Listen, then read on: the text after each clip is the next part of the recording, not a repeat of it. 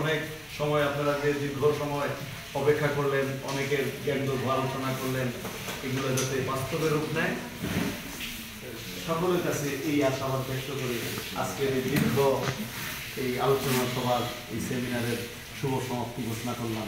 ধন্যবাদ সবাইকে।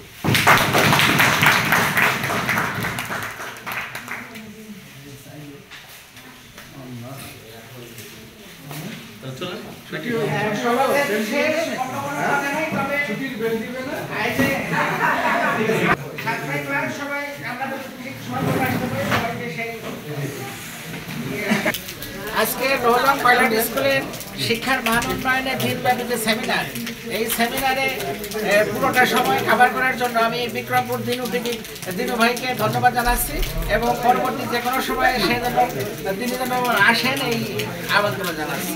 সবাইকে ধন্যবাদ। সবাইকে। আসসালামু আলাইকুম।